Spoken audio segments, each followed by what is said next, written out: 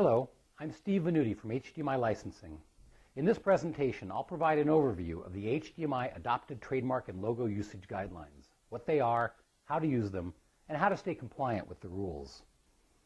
One of the many reasons the HDMI standard has become so successful is that it's easily recognizable worldwide through an identity system that includes brands, logos, trademarks, and slogans. This identity system, also known as the Adopted Trademarks, is an important set of tools for marketing and selling HDMI products. To preserve and maintain their value, it is essential that the trademarks be used accurately and consistently by all HDMI adopters, according to the rules set forth in Attachment A to the Adopter Agreement, which is titled Adopter Trademark and Logo Usage Guidelines. Adopters who properly use the HDMI logo qualify for a substantial discount on their product royalties. The adopted trademarks include the HDMI logo, with or without the underlying type, and the terms HDMI and high-definition multimedia interface.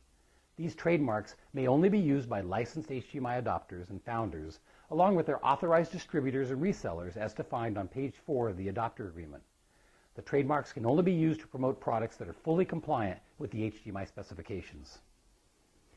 The HDMI logo, underlying type, and trademark symbol are designed to be used together, with these elements holding the exact size, aspect ratios, and position relationships as shown in the guidelines.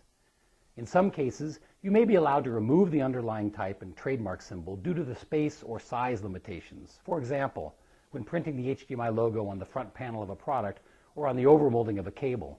However, you may not alter the trademarks in any other way, such as outlining, rotating, skewing, or stretching.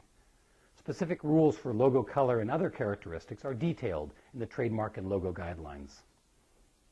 When using the HDMI logo on a compliant product, the mark should be placed on the front, top, rear, and/or side surfaces of the product, or on the top of a cable connector.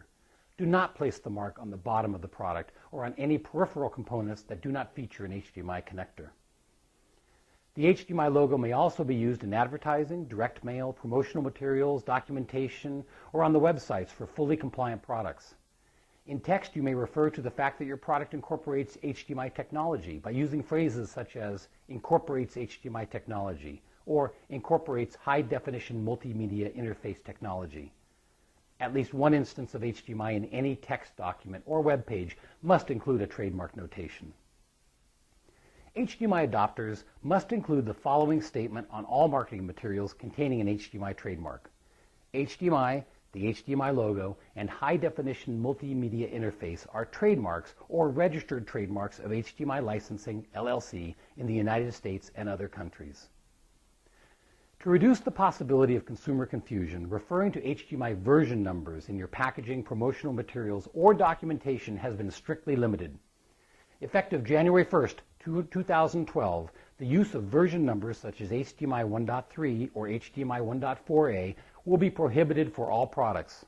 In the interim, adopters may continue to use version numbers, but only under limited circumstances.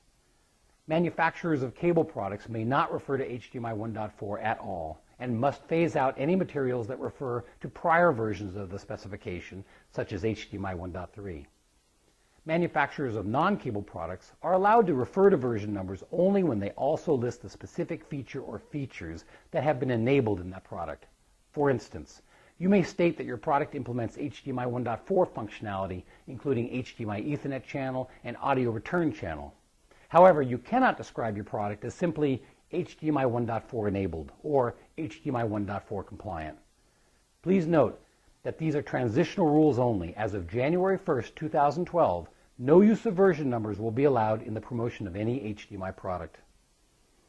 In this presentation, I provided a high-level overview of proper trademark and logo usage, but there's a lot more. I strongly encourage you to study the Adopted Trademark and Logo Usage Guidelines for a complete and detailed understanding of how to correctly use the HDMI adopted trademarks. Thank you.